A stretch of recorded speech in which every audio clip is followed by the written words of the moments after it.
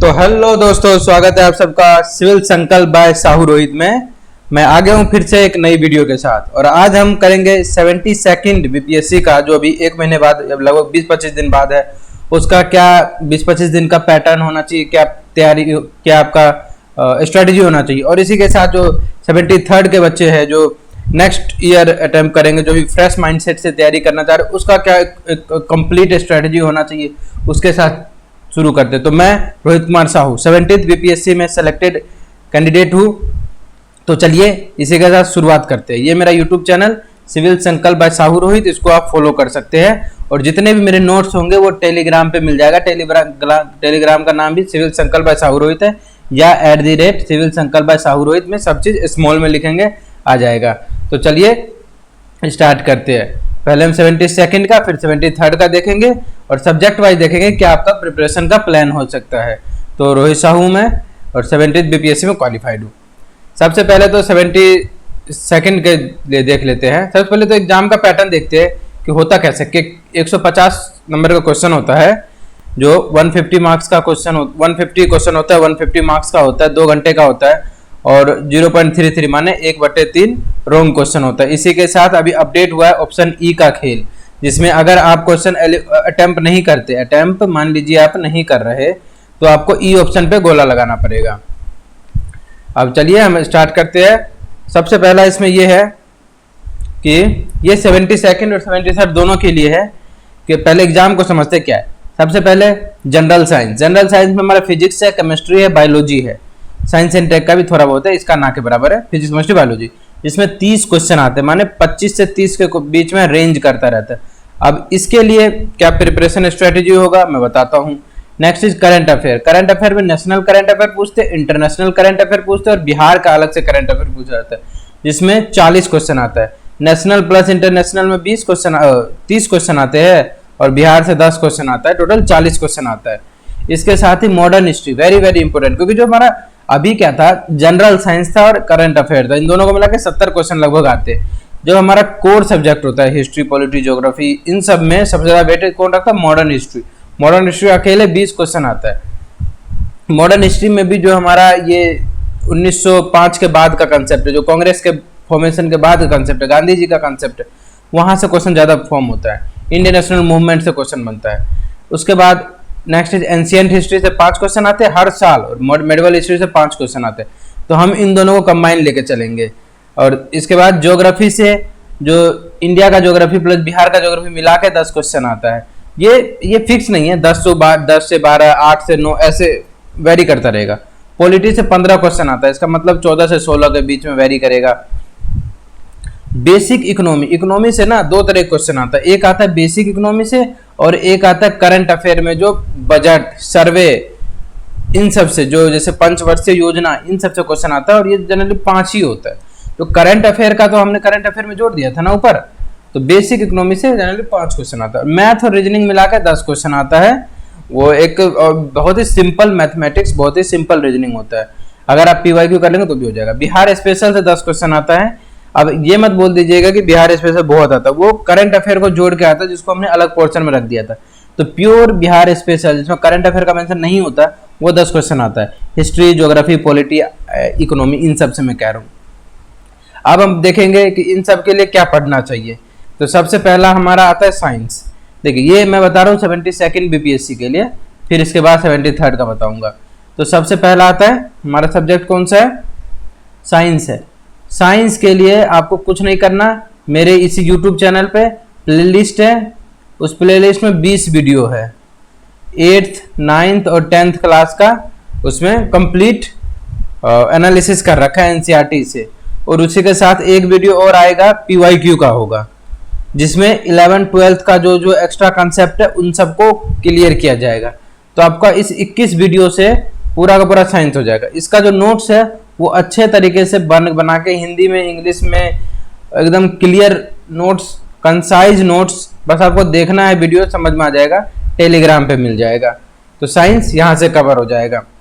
मैं गारंटी ले सकता हूँ कि अगर एनसीईआरटी से 8th, 9th, 10th से क्वेश्चन आया तो वो इस वीडियो में से जरूर आएगा। नेक्स्ट इज हमारा करंट अफेयर। अब करंट अफेयर के लिए तो सबको पता है कि एक कोई मंथली कह रहा हूँ, ईयरली मैगजीन उठा लीजिए।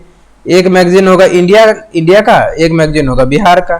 तो बिहार करंट अफेयर इससे क्लियर हो जाएगा, इंडिया और इंटरनेशनल इससे क्लियर हो जाएगा, जो 40 क्वेश्चन का कंसेप्ट है। Third is modern history.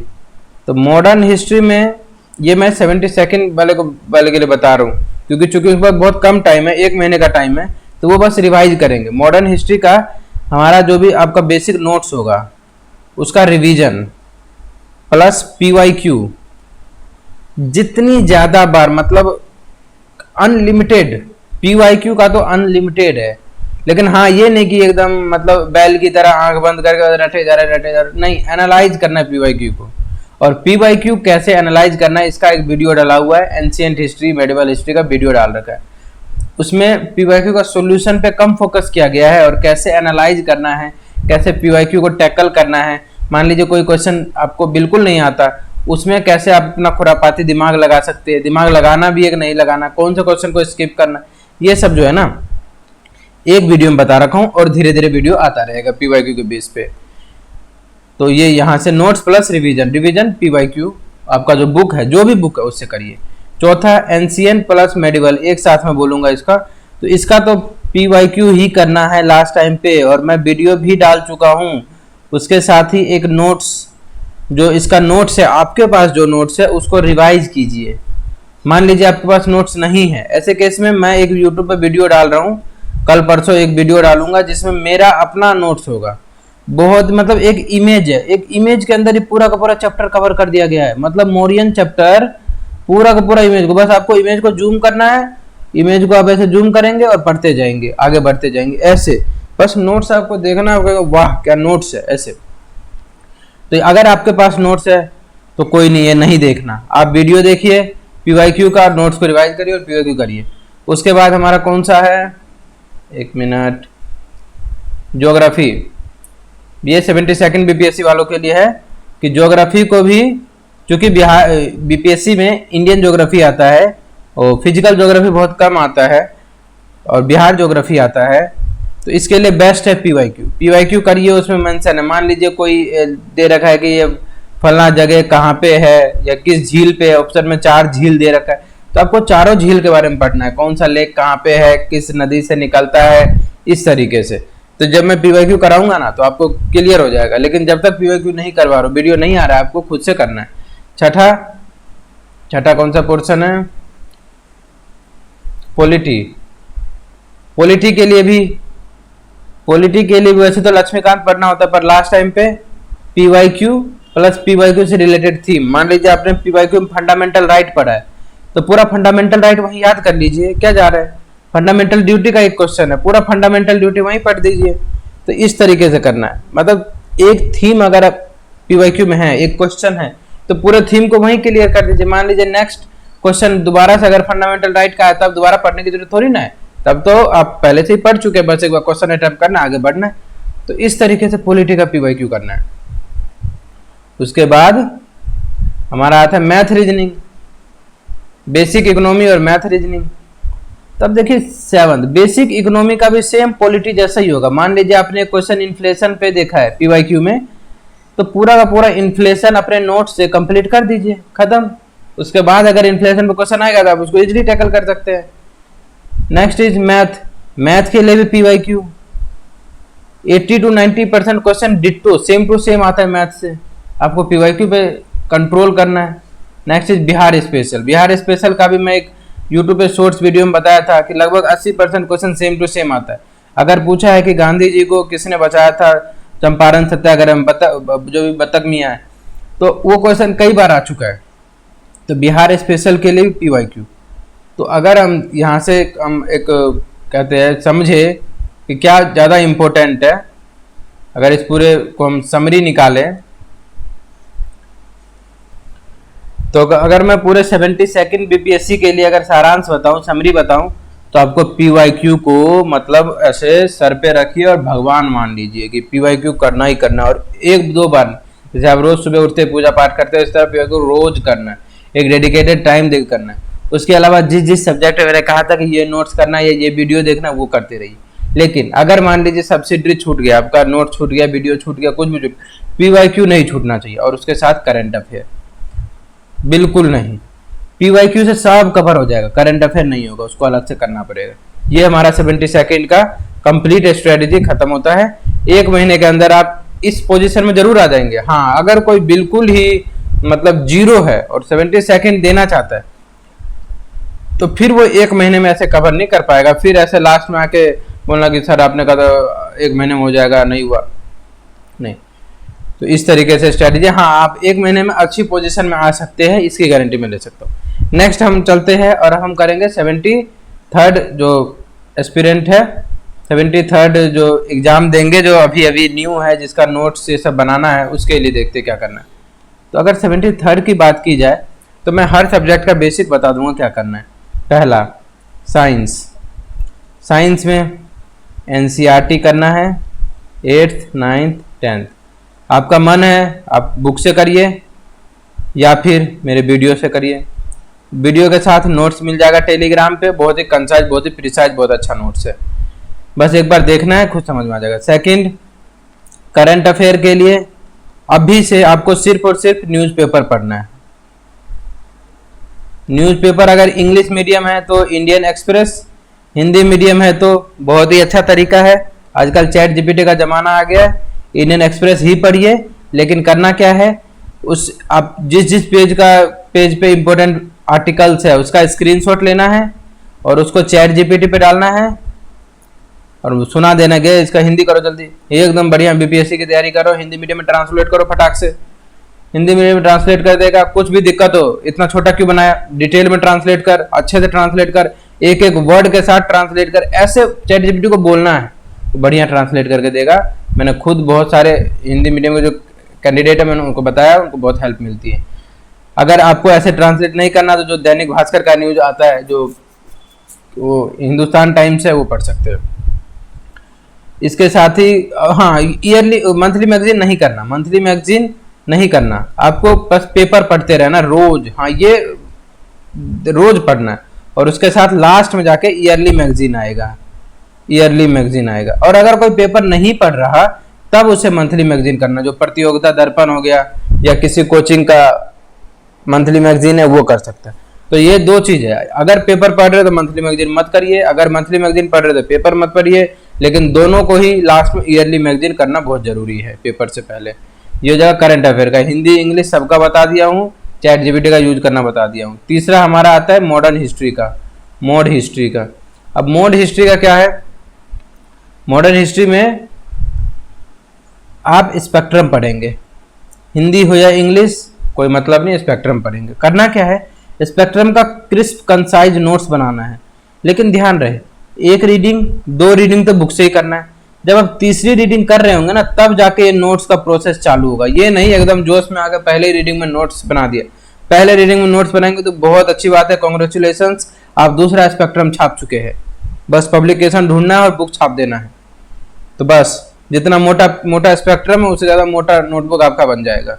तो नहीं, पहले अटेम्प्ट में दूसरे अटेम्प्ट में रीडिंग नोट्स नहीं बनाना, जो तीसरी रीडिंग होगी उसमें नोट्स बनाना है, चौथी रीडिंग में उस अपने नोट्स को और ज़्यादा एम्पलीफाई करना और ज़्यादा अच्छा करना है। ये हो गया spectrum. Next is ancient history plus medieval history, कुछ नहीं, एनसीईआरटी 11 12th पढ़ना है। एनसीईआरटी मान लो नहीं पढ़ना, मार्केट जाइए, RS शर्मा का बुक आता है, उसके साथ मेडिवल हिस्ट्री के लिए सतीश धवन सर का बुक आता है, सतीश धवन जो भी है, सतीश चंद्रा, हाँ नहीं सतीश चंद्रा इनका बुक आता है। या तो एनसीईआरटी करिए या RS शर्मा एंशिएंट के लिए और सतीश चंद्रा मेडिवल के लिए, ये कर लीजिए। 1 से 2 बार करना है, उसके बाद इनका भी क्रिस्प नोट्स बना लेना है, काम खत्म। नेक्स्ट हमारा सब्जेक्ट कौन सा है, ज्योग्राफी।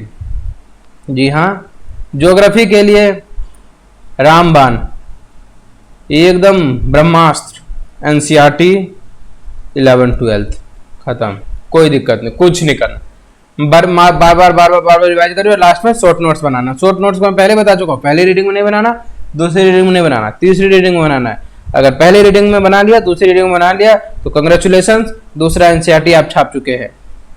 उसके बाद नेक्स्ट है पॉलिटी के लिए भी देखिए, ये सब जो मैं बता रहा हूँ ना बुक लिस्ट, ये सब यूपीएससी का बुक लिस्ट है। पॉलिटी इसमें बीपीएससी का ट्रेडिशनल बुक लिस्ट सब खत्म हो चुका है, घटना चक्र, लूसेंट, वो सब मैं बताया ही नहीं कुछ भी। पॉलिटिकली लक्ष्मीकांत मैं बताऊंगा यूपीएससी का क्यों बता रहा हूं, मैं बताऊंगा लास्ट में, पेशेंस रखिए, मैं बताने वाला हूँ।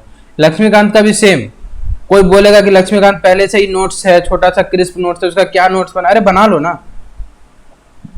लक्ष्मीकांत में एक बॉडी, संवैधानिक बॉडी करके एक टॉपिक है, संवैधानिक बॉडी करके 10 चैप्टर है, मैं उसको एक पेज पे कन्वर्ट कर चुका हूँ। मेरा जो नोट्स है ना वो एक 1 पेजर है, मैं 10 मिनट देता हूँ, ये 10 चैप्टर अपने आप हो जाता है। मैं कभी फुर्सत से या कमेंट में अगर आएगा तो मैं अपना नोट्स दिखाऊंगा, मेरा जो पर्सनल हिस्ट्री का, मॉडर्न हिस्ट्री का कैसे कंसाइज है, पॉलिटी का कैसे कंसाइज, क्यों हर एक सब्जेक्ट का मेरा कंसाइज नोट्स है मेरे पास। ऐसा नहीं है कि आप कर नहीं सकते, मैं जब कर लिया हूँ, मेरा एग्जाम निकला है तो आपका भी निकलेगा। मैं यूपीएससी मेंस भी दिया हूँ, इसीलिए मैं बोल सकता हूँ कि ये काम करता है, ये वर्क करता है। 7वां कौन सा है? बेसिक इकोनॉमी, ठीक है, बेसिक इकोनॉमी। बेसिक इकोनॉमी में क्या करना है?